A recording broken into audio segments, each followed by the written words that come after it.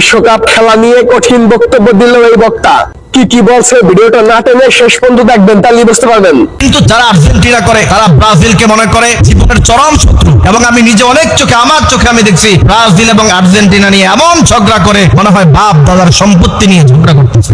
ইতিহাসে এই প্রথম ফিফা বিশ্বকাপে 16টি মুসলিম রাষ্ট্র একসাথে হয়ে পার্টিসিপেট করতেছে। তার মধ্যে আছে মরক্কো, সৌদি আরব, কাতার, ইরান, ইরাক, তুরস্ক সহ 16টি মুসলিম রাষ্ট্র ফিফা বিশ্বকাপে একসাথে হয়ে তারা অংশগ্রহণ করতেছে। অনেকে মনে করতে পারে এটা মুসলমানদের জন্য গর্বের বিষয়। আমি বলি অসম্ভব কথা। মুসলমানদের জন্য কখনো এটা গর্বের বিষয় হতে পারে না। মুসলমানদের জন্য গর্বের বিষয় হবে সেই দিন যেই দিন মুসলমানেরা গোটা ওয়ার্ল্ডে, গোটা পৃথিবীতে মাথা উঁচু করে দাঁড়াতে পারবে। যারা বাংলাদেশে ব্রাজিল, আর্জেন্টিনা নিয়ে খুব বেশি বাড়াবাড়ি করেন তাদেরকে আমি একটা কথাই বলতে চাই, প্রিয় ভাই আমার, ব্রাজিল আর আর্জেন্টিনার সাথে না আছে আপনার ইমানি সম্পর্ক, না আছে আপনার তাওহীদের সম্পর্ক, না আছে আপনার ধর্মের সম্পর্ক। তারপরও সাপোর্ট আপনি করতে পারেন, সেটাতে যদি জুয়া না থাকে তাহলে সেটাকে অনেকে হারাম বলেনও না। সেই জায়গা থেকে আপনি খেলা সাপোর্ট করতে পারেন বিনোদন নেওয়ার জন্য। কিন্তু যারা আর্জেন্টিনা করে তারা ব্রাজিলকে মনে করে জীবনের চরম শত্রু, এবং আমি নিজে অনেক চোখে আমার চোখে আমি দেখছি ব্রাজিল এবং আর্জেন্টিনা নিয়ে এমন ঝগড়া করে মনে হয় বাপ দাদার সম্পত্তি নিয়ে ঝগড়া করতেছে। বাংলাদেশের মুসলমানদেরকে বলতে চাই,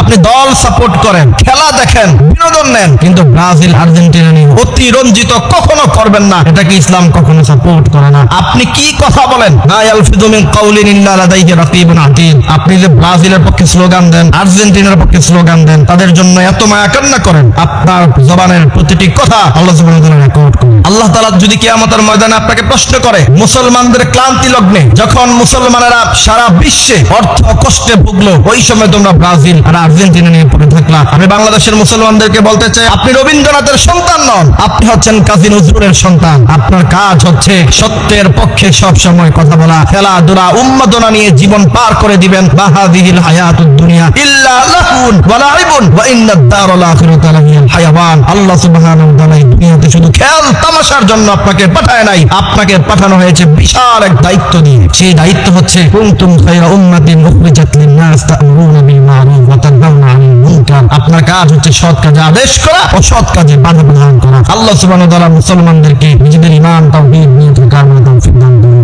তার কথার সাথে আমি 100% একমত।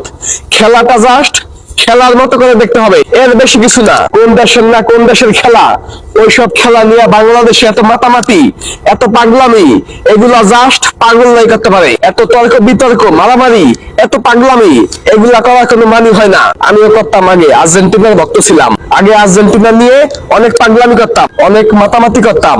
এখন বুঝতে পারছি এগুলা জাস্ট